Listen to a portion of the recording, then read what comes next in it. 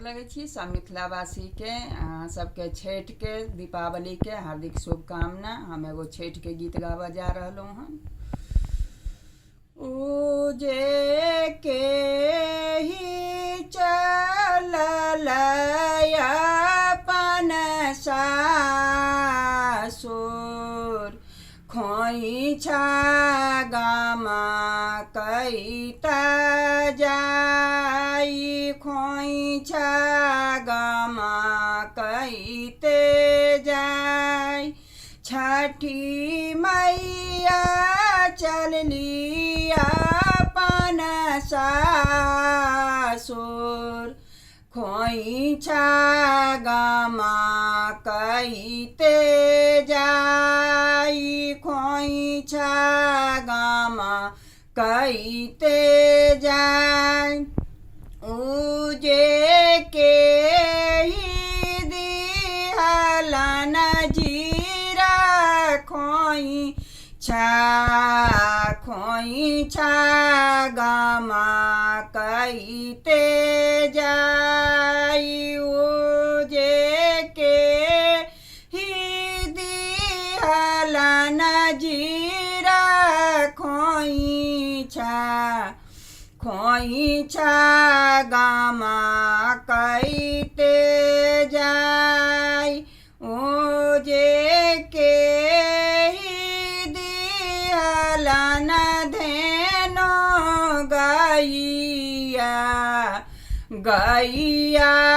हो करैते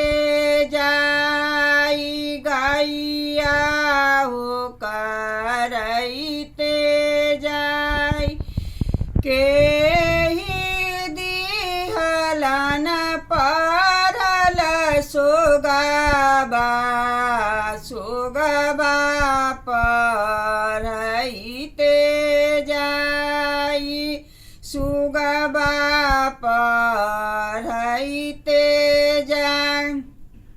उजे के ही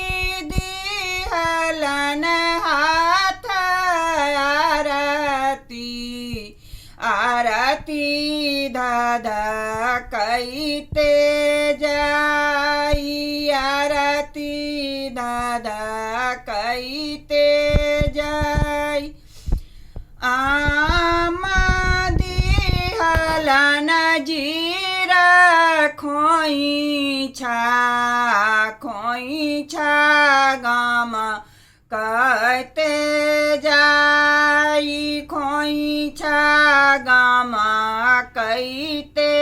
जाई बाबा